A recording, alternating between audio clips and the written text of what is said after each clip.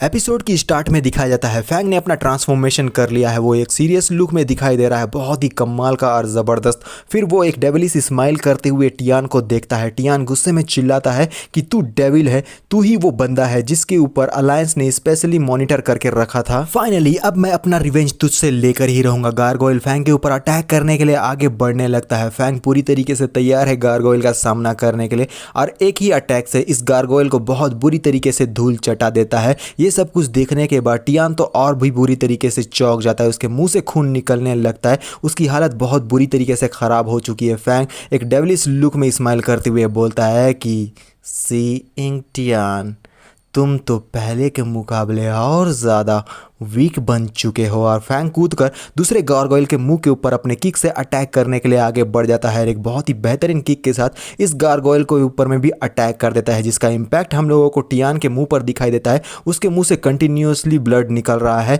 और पीछे के तरफ में पहुंचकर टियान बोलने लगता है कि वहीं पर रुक जाओ, आखिर तुम ये क्या कर रहे हो। लेकिन फैंग तो बहुत ही ज़्यादा पागलों की तरह हंस रहा है और कहता है कि तुम्हारी वाइटलिटी तुम्हारे पपेट के साथ में लिंक्ड है ना, ये बहुत ही स्मार्ट वर्क है, लेकिन तुम बहुत बड़े गधे हो। टियान बौखलाते हुए बोलता है कि तुम तो अभी अभी एस रैंक पे थे, सडनली तुम्हारा स्ट्रेंथ एस प्लस रैंक में कैसे पहुंच गया। फैंग कहता है कि मुझे कुछ ज्यादा स्पेशल करना नहीं पड़ा, जिन लोगों से अभी थोड़ी देर पहले मैं मिला था उन लोगों को बस मैंने खा लिया और मेरा स्ट्रेंथ एस प्लस रैंक में पहुंच गया। इस बात को सुनकर टियान बहुत बुरी तरीके से चौंक जाता है। फैंग तेजी से टियान के ऊपर अटैक करने के लिए आगे बढ़ चुका है, जिसे देखकर टियान बहुत बुरी तरीके से घबरा जाता है। उसके पसीने छूट जाते हैं। वो अपने गारगोइल को ऑर्डर देते हुए बोलता है कि जल्दी से आकर मुझे बचाओ। फैंग टियान के नजदीक पहुंच चुका है और गारगोइल्स फैंग के पीछे में मौजूद है। ये देखकर कि गारगोइल्स ने चारों तरफ से फैंग को घेर लिया है, फैंग थोड़ी देर के लिए रुक जाता है और बिना किसी देरी किए हुए गारगोइल्स के ऊपर में काउंटर अटैक भी कर देता है, जिससे ये गारगोइल्स अपने आप को नहीं बचा पाते और इनके चिथड़े उड़ने लगते हैं।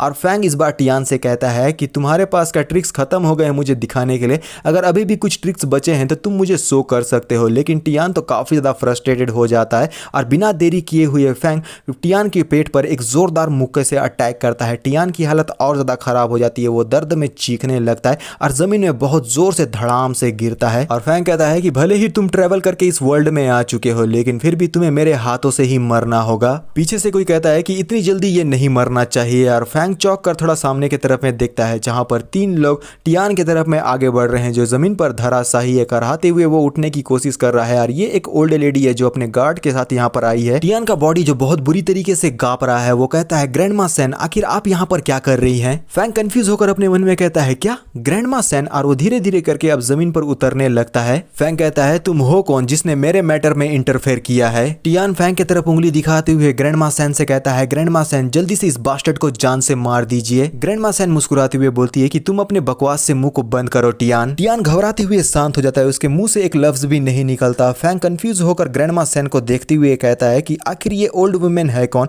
क्योंकि इसका ऑरा मुझे बहुत ही भारी भयंकर और स्ट्रॉन्ग नजर आ रहा है। इसका ऑरा मेरे यहाँ ट्रेवल करके आने से पहले वाले स्ट्रेंथ के बराबर है, तो समझ लो कि ये कितनी ज्यादा स्ट्रॉन्ग है। ग्रैंडमा सेन मुस्कुराती हुए बोलती है कि अगर मैं गलत नहीं हूं तो तुम ही ये फैंग हो। मैं अलायंस के एल्डर की तरफ से तुम्हारे लिए आभार प्रकट करने के लिए आई हूँ। फैंग अपने मन में कंफ्यूज होकर बोलता है अब ये एल्डर्स कौन है। ग्रैंडमा सेन कहती है कि हम तुम्हारे दुश्मन नहीं बनना चाहते, अलायंस को हमने इसलिए स्टैब्लिश किया है ताकि हम अपना सेल्फ डिफेंस कर सके। फैंग कहता है कि तुम सेल्फ डिफेंस की बात कर रही हो और लोगों के ऊपर में तुम ये जो अटैक कर रही हो, क्या तुम लोग इसे ही सेल्फ डिफेंस कहते हो। ग्रैंडमा सेन कहती है कि तुम्हें गलतफहमी हुई है, हम किसी को भी टारगेट नहीं कर रहे हैं, हम तो बस तुम्हें टेस्ट कर रहे हैं। हम बस ये देखना चाहते हैं कि तुम हमारे अलायंस में आना डिजर्व करते भी हो या नहीं, भले ही हम किसी भी वर्ल्ड से क्यों ना आते हो। यहाँ अप्लाई होता है तो जंगल का रूल, जो सबसे ज्यादा स्ट्रॉन्गेस्ट होगा वही सरवाइव कर पाएगा। फैंग अपने पुराने फॉर्म को याद करने लगता है, जहां पर फैंग बहुत ही ज्यादा पावरफुल था और इसी तरीके की धारणाएं उसके दिमाग में चल रही थी कि सबसे स्ट्रॉन्गेस्ट बंदा ही सरवाइव करना चाहिए। ग्रैंडमा सेन कहती है कि ये बस एक मिसअंडरस्टैंडिंग था, मेरे जितने भी अंडरलिंग्स हैं उन लोगों ने अपनी लाइन को क्रॉस कर लिया है, मैं उन्हें डिसिप्लिन में रखूंगी, अगली बार से दोबारा से ये सारी गलती नहीं होगी। लेकिन तुम मुझे बताओ, क्या तुम हमारे अलायंस को ज्वाइन करने में इंटरेस्टेड हो मिस्टर फैंग। फैंग मुस्कुराकर कहता है कि मुझे तुम्हारा ये ऑफर बिल्कुल भी मंजूर नहीं है। टियान थोड़ा सा चौंक कर फैंग को देखने लगता है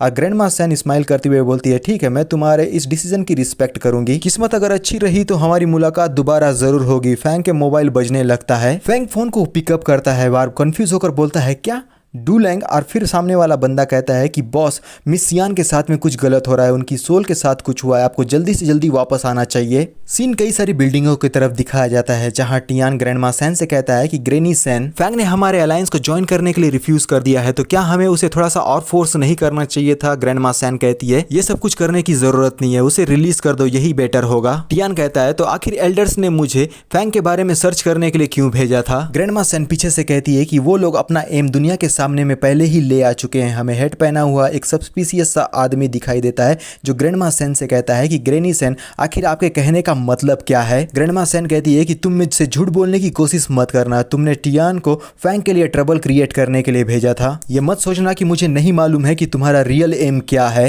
ओल्ड मैन कहता है कि तुम अब भी हमें क्रिटिसाइज कर रही हो जबकि हम ये सारी चीजें एसोसिएशन की सेफ्टी के लिए कर रहे हैं। ग्रैंडमा सैन कहती है कि मैं अच्छी तरीके से जानती हूँ कि तुम जाओ हुआन का इस्तेमाल अपने पर्सनल गोल को हासिल करने के लिए कर रहे हो। इस बात को मत भूलो कि मेरी नजरें अब भी तुम पर लगी हुई है। ओल्ड मैन अपने हेड को ठीक करते हुए बोलता है कि ये ओल्ड लेडी हर बार मेरे रास्ते में आने की कोशिश कर रही है। झाओ, तुम अपने आप को तैयार कर लो, अब बारी तुम्हारी है यार। झाओ कहता है ठीक है सर, मैं आपकी बातों को समझ गया। सीन हॉस्पिटल की तरफ दिखाया जाता है। फैंग तेजी से घबरा कर अंदर की तरफ में एंट्री लेता है। वुल्फ देखकर बोलता है कि सर देखिए इनके साथ में ये क्या हो रहा है। सियान बेड पर लेटी हुई है। फैंग बोलता है कि आखिर इसका कंडीशन अब कैसा है। वुल्फ, जिसका नाम डूलिंग है, वो कहता है फिलहाल अभी के लिए इनकी हालत तो ठीक है लेकिन ज्यादा समय तक ठीक नहीं रहेगी। फैंग कहता है कोई बात नहीं, मैंने ऑलरेडी सॉल्यूशन के बारे में सोच लिया है। फैंग अपने जैकेट में हाथ डालकर कुछ निकालने लगता है। ये दवाई की एक बोतल है जिसे देखते हुए फैंग बताता है कि ये बोतल मुझे बाय ने दी थी, इसका इस्तेमाल हम सियान के ऊपर में कर सकते हैं। और वुल्फ जाकर इस दवाई को सियान को पिलाने लगता है। और फैंग, जिसके बॉडी पर से अब ग्रीन एनर्जी निकल रही है, वो बोलता है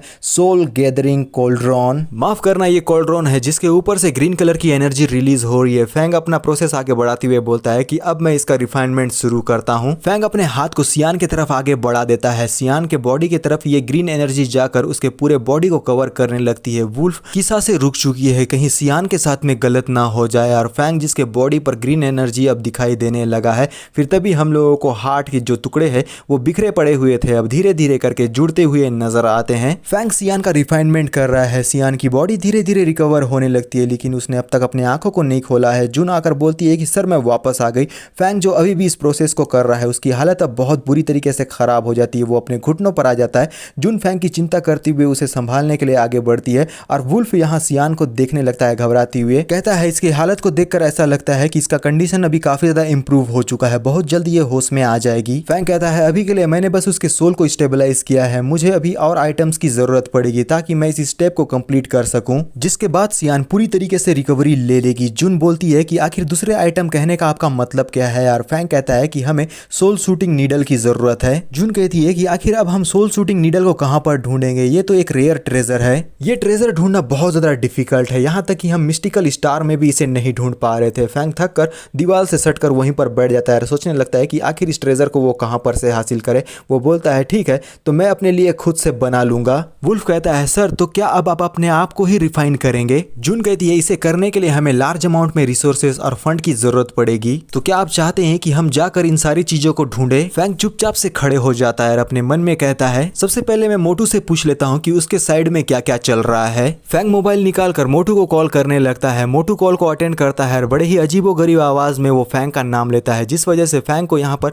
कुछ तो सस्पिशियस नजर आता है। और मोबाइल के अंदर से मोटू बोलने लगता है कि फैंग तुम्हारे लिए ट्रैप तैयार किया गया है, जिसे सुनने के बाद वुल्फ और जून दोनों ही चौंक जाते हैं। मोटू अपने मोबाइल को पकड़ने लगता है और फोन के अंदर से फैंग बोलता है कि मोटू आखिर तेरे साथ में क्या हो रहा है, कोई है क्या वहां पर। और मोटू फोन को उठाकर बोलने लगता है कि फैंग यहाँ पर बिल्कुल भी ठीक नहीं है। बेचारा इससे पहले कुछ और बातें इसको बता पाता, पीछे की तरफ में झाव आ चुका है और इस चीज का अंदाजा मोटू को भी है। और तभी मोटू के हाथ से फोन छूट जाता है। एक बहुत ही जोरदार चीख हमें सुनाई देती है। झाव मोटू को गले से पकड़कर ऊपर की तरफ उठा देता है। मोटू बहुत बुरी तरीके से स्ट्रगल कर रहा है, उसका दम घुटने लगता है। फैटी का फोन नीचे गिरने की वजह से बहुत बुरी तरीके से डिस्ट्रॉय हो चुका है और फैंग कहता है कि उसके तरफ से कॉल कनेक्शन कट गया। जून कहती है सर आप जाकर वहां पर देखिए कि क्या चल रहा है, इस जगह को हमारे ऊपर में छोड़ लीजिए, यहाँ पर कुछ भी गलत नहीं होगा। फैंग कहता है डूलैंग मेरे साथ में तुम चलो, मुझे तुम्हारी मदद की जरूरत पड़ सकती है। हमारा scene red diamond night club की तरफ में शिफ्ट होता है। फैंग चोरी चोरी चुपके चुपके आगे बढ़कर सामने की तरफ में देखते हुए बोलता है यहाँ पर तो मुझे कोई एक बंदा भी नजर नहीं आ रहा है। तभी उसकी नजर फैटी पर पड़ती है।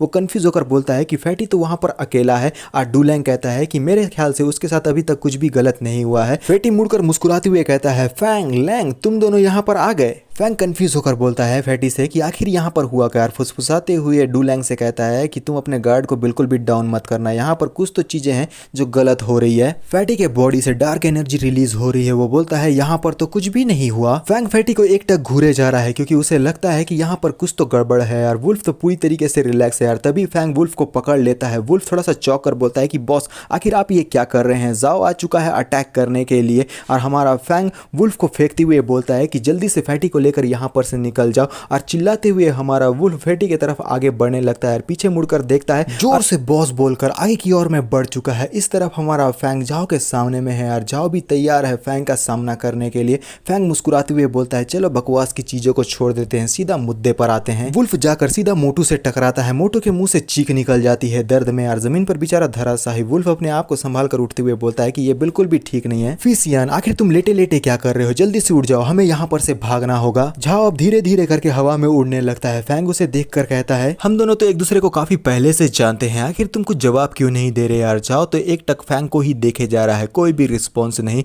और फैंग हंसते हुए बोलता है तो अब भी तुम मुझे एक्सप्लेन नहीं करना चाहते हो। अगर ऐसी ही बात है तो अब मुझे होल्ड बैक करने की बिल्कुल भी जरूरत नहीं है। जाओ अपने अटैक को पूरी तरीके से तैयार कर लेता है। फैंग भी अपने अटैक को तैयार कर देता है। दोनों का अटैक जैसे ही एक दूसरे से टकराता है कमाल का इंपैक्ट हमें दिखाई देता है। वुल्फ फैटी को सहारा देकर बाहर ले जाते हुए पीछे मुड़कर फैंग को देखते हुए बोलता है कि बॉस आप अपना ध्यान रखिए। और दूसरी तरफ जाओ और फैंग बहुत ही घमासान युद्ध कर रहे हैं। दोनों का ही अटैक एक दूसरे से टकराया हुआ है, पता नहीं किसका पावर ज्यादा है। दोनों का ही अटैक बराबर था, इसलिए दोनों ही अटैक एक दूसरे से डिसअपेयर हो जाते हैं। लेकिन दोनों का जो इम्पैक्ट है वो बहुत ही ज्यादा बेहतरीन है। फैंग एक सीरियस लुक में जाओ को देखते हुए कहता है तुम्हारे एक्शंस को देखने के बाद मुझे इस चीज का एहसास होने लगा है कि तुम जानबूझकर मेरे ऊपर में अटैक नहीं कर रहे हो, लेकिन कोई एक बंदा है जो तुम्हें कंट्रोल करके मेरे ऊपर में अटैक करवा रहा है। जाओ कहता है कि मैं तुम्हारे किसी भी प्रश्न का कोई भी जवाब नहीं देने वाला। फैंग मुस्कुरा कर कहता है तो ठीक है, मैं तुम्हारा इसे हाँ समझ लेता हूँ। अपने हाथों में सेथ वेपन को समन करते हुए तेजी से जाओ के ऊपर में अटैक करने के लिए आगे बढ़ते हुए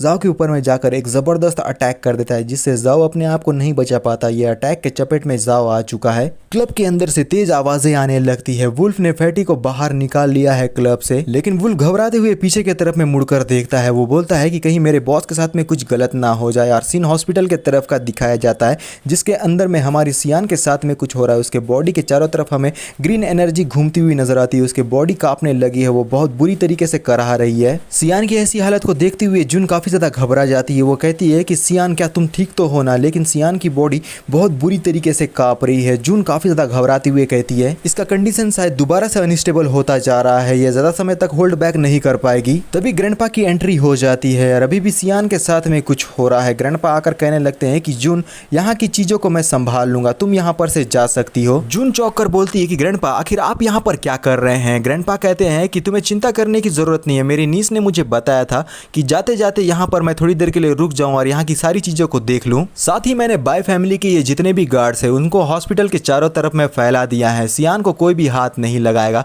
तुम्हें बिल्कुल भी घबराने की या चिंता करने की जरूरत नहीं है। तो अब तुम खड़े खड़े मेरी कौन सी बातों को सुनने वाली हो, जल्दी से यहाँ पर से भाग जाओ। जून भागती हुई कहती है ठीक है ग्रैंडपा, आपका बहुत बहुत शुक्रिया, आपकी बाय फैमिली ने हम लोगों के लिए बहुत कुछ किया है। सीन नाइट क्लब की तरफ दिखाया जाता है, जहाँ झाओ और फैंग का घमासान युद्ध चल रहा है। फैंग छत को फाड़कर आसमान की ऊंचाइयों पर आ चुका है यार, बिना देरी के जमीन पर लैंड भी कर लेता है यार। धीरे धीरे उड़ते हुए जाओ भी अब आसमान में आ चुका है। उसे देखते हुए फैंग बोलता है कि मैंने इस बंदे को काफी ज्यादा अंडरएस्टिमेट कर दिया। जाओ अपने नेक्स्ट अटैक को तैयार कर लेता है। उसके हाथों में ग्रीन ब्लैक एनर्जी का टोर्नेडो नजर आता है। समय को बर्बाद ना करते हुए इस अटैक को फैंग के तरफ में कर देता है झाओ। फैंग एक स्पेल किए गए मैजिकल सर्कल के बीचों बीच दिखाई देता है। फैंग थोड़ा सा घबरा जाता है, कंफ्यूज होकर बोलता है कि आखिर अब ये क्या है। फैंग के ऊपर में अटैक कर दिया गया है। फैंग आसमान की ऊंचाइयों को छूने लगा है इस अटैक की वजह से। स्ट्रगल करते हुए कहता है कि इस बंदे के पास में मुझे कोई भी ओपनिंग नहीं मिल रही है, बस एक मौका मुझे मिल जाए, मैं इसके ऊपर में अटैक कर दूंगा। फैंग अपने हाथ को आगे कर देता है यार, ऐसा लगता है कि उसने शायद किसी प्रकार का स्मोक अटैक हमारे जाओ के ऊपर में कर दिया है। हर तरफ हमें धुआं ही धुआं धूल ही धूल नजर आ रहा है। लेकिन जाओ कोई कच्चा खिलाड़ी नहीं है, वो भी अपने ग्रीन ब्लैक एनर्जी से अटैक कर देता है, जिसे देखने के बाद फैंग भी एक बार के लिए चौंक जाता है और अपने मन में कहता है कि यहाँ पर कुछ तो गड़बड़ है दया। लेकिन फैंग ने अपने अपीयरेंस को भी चेंज कर दिया है। फैंग तेजी से जाओ के ऊपर अटैक करने के लिए आगे बढ़ती हुई अपने मन में कहता है कि मुझे एक बार ट्राई करके तो देख ही लेना चाहिए। जाओ और फैंग दोनों ही अपनी एबिलिटी को यूज करते हुए अटैक कर रहे हैं। एक तरफ है ब्लू ब्लैक शैडो और दूसरी तरफ है ग्रीन ब्लैक शैडो। बहुत ही गजब का कॉम्बिनेशन है। फैंग स्ट्रगल करते हुए अपने मन में कहता है जैसा कि मैंने पहले एक्सपेक्ट किया था, यहाँ पर कुछ तो चीजें हैं जो गलत चल रही है। हम दोनों के बीच में कुछ तो अजीब सा चल रहा है। मेरा जो अटैक है उसके अटैक को बिल्कुल भी पेनिट्रेट नहीं कर पा रहा है। जाओ दोबारा से काउंटर अटैक करने के लिए तैयार है। जून आते हुए कहती है कि मेरे लॉर्ड मैं आपकी मदद करने के लिए आ चुकी हूँ। फैंग कहता है कि जून आखिर ये यहाँ पर क्या कर रही है। जाओ ने जून को देख लिया है, वो अपने मुंह को फुला लेता है। एक बहुत ही भयंकर अटैक वो जून के तरफ में करता है। यह अटैक के रेंज में जो कोई भी आएगा वो बहुत बुरी तरीके से मारा जाएगा। किसी तरीके से जून अपने आप को इस अटैक से बचा लेती है जंप करते हुए,